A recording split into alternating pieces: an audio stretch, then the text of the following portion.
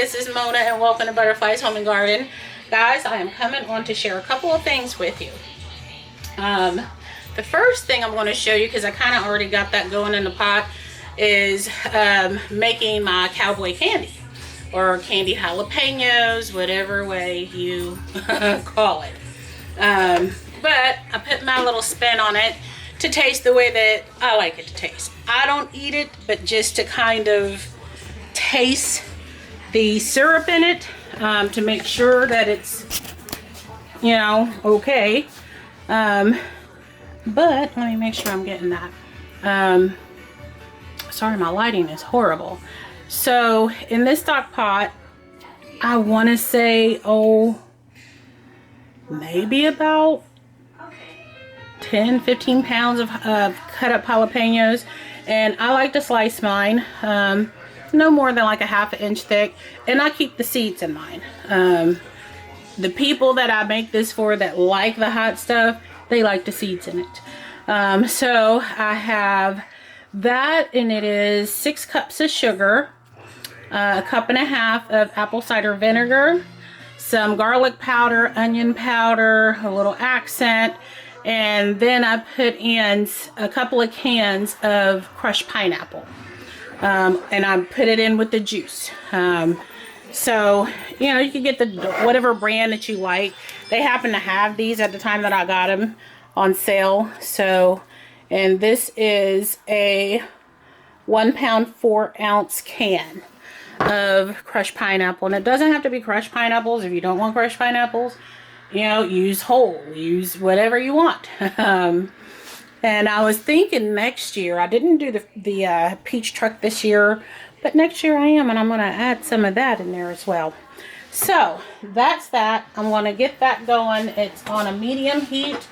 Going to bring it up to a boil and then cut it off because it doesn't take a long time. So now let's get on to the next thing that I am doing, which is making some jalapeno poppers. And this right here, I got my breadcrumbs, and I like to use a couple of different breadcrumbs, but you could just use panko or get some croutons and run them through your food processor, use those. We got some flour here, and in this bowl I got 3 eggs to a cup of milk. And let me show you what else I put in here. And oh, of course, I am saving the seeds.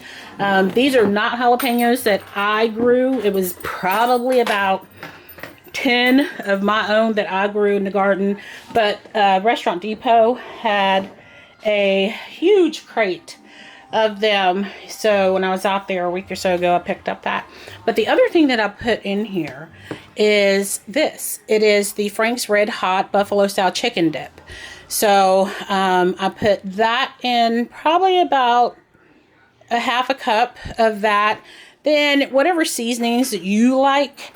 But I found this, and I really like it. So I have some of that in the breading mixture, then the breadcrumbs, the Italian style breadcrumbs, and at the very end I'm going to be putting, this is a mix that I made with my Carolina Reaper ghost pepper, along with some garlic powder, onion powder, a couple of other spices. So I have a cut and an uncut seasoning that I do with that, because there are some people that like it uncut, which is just a straight powdered Carolina Reaper. My hat is off to them, but that is not my world. I know where my lane is at when it comes to the hot stuff, and it ain't nowhere near that. And these jalapenos, you know, the red and the greens, and I try to keep the stems on them if possible. It always ends up that one half of it has a stem and the other doesn't, and that's fine. So I have those there, and these right here, I still got to go. And what I'm going to be doing with a lot of these is going to be getting them all fixed up and just putting them in the freezer. Some of them I'm going to be giving to a friend, and other than that, I'm going to freeze them. So let me get my camera set back up and we can get started. Oh, wait a minute. Well, let's see. I don't know if that looks okay. I have a little glare, so I'm first going in here. What I have is that Frank's chicken dip, some one brick of the cream cheese, and some Colby Jack cheese. And again, you can make this to whatever you like. You can put some bacon in it, you know, fry it up, crunch it up, put it in it. You know, you can just make it your own. So it's not, you know, like the way I'm showing you is the only way to do it. But you definitely want to make sure that your cream cheese is room temperature. It just makes it a lot easier as far as getting it stirred. So let me go ahead and get all of these things all mixed together, and I will come back on when I'm starting to drop them in the oil. Alright guys, I'm back. I wanted to show you how I stuff the peppers.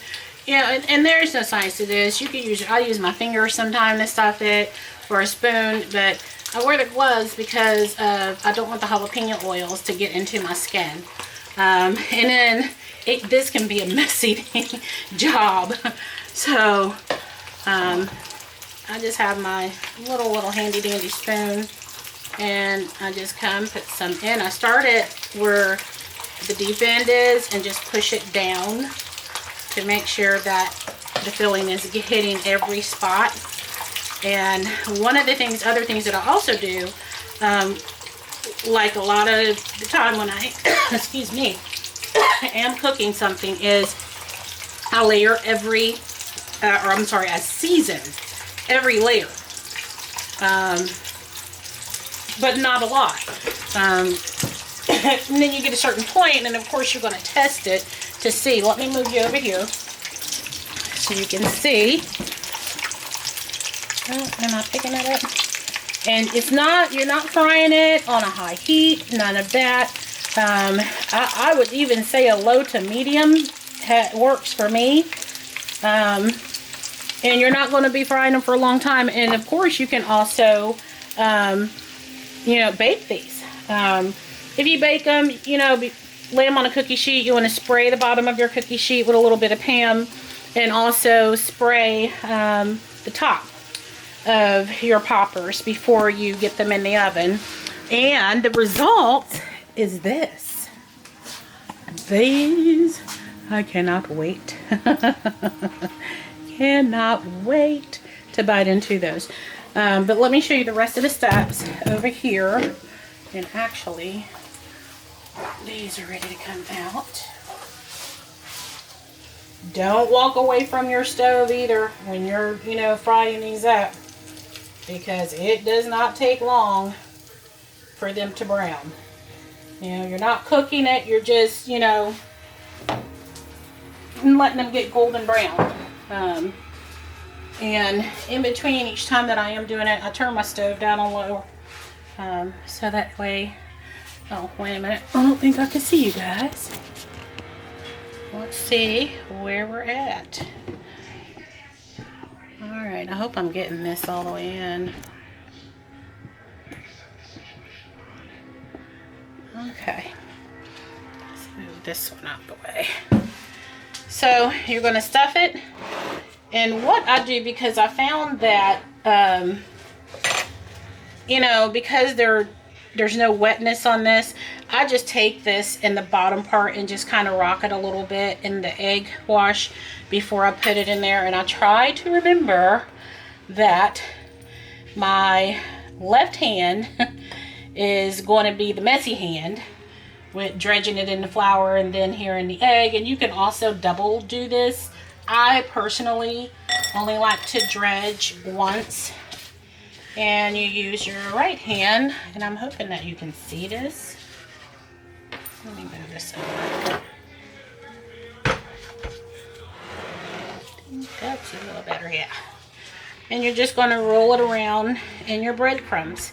And what you want in the end is for it to be completely coated.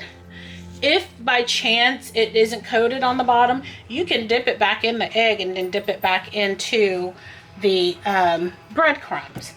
And you're just going to fry these. Let's see. I like to put them face down. To me, it just cooks better. But again, this is something that you absolutely can make this your own. They are so yummy. And I made a like peach chutney dip for it as well. And I wanted to bring you back over here with these. You don't want to cook these for long, or at least the way that I do it. I don't know if I'm getting that or not. I do not cook this for a long period of time because I don't want the jalapenos to just turn into mush. So once that cools down, I will turn the stove back on again and on a low medium heat and let it come up to a simmer. And then after that, I cut it off and jar it off. I am going to be canning some of these, but a lot of them I'm just going to be putting in jars and give away to people, because that stuff, it packs a lot of heat. A lot of heat. So that's about it, guys. Again, I mean, there are so many different ways that you could do jalapeno poppers, and you know, it's just amazing. You know, it's kind of like one of those foods that is only limitless to what your mind wants. You can do it a lot of different ways and still turn out very delicious. So before, you know, when I get it all battered up for the ones that I freeze, I get it all battered up with the breadcrumbs, all of that, and I put it on a foil pan, put them in the freezer, and let them get completely frozen solid. And then I vacuum seal them. And all you have to do if you want some is just go in the freezer, get, you know, some, pop it in the oven to bake it, or on the stove top to fry it, and, you know, that's a done deal. So, like I said, be prepared. It's a messy type of little appetizer to make. But they are so good, guys. I mean, just so good. I like to eat it, especially if I get one that, you know, didn't get a lot of that membrane out like I thought, and it hits that really hot and spicy one. I like to eat them with some vanilla bean ice cream, or any kind of ice cream, because it helps to cool down your mouth. But again, you can make this your own. It is just one of those things that is very simple and easy to make. Have for a little snack, or take to a holiday party. Whatever the case may be. So guys, that is it. So as always, be blessed, and I will see you on the next video. Take care.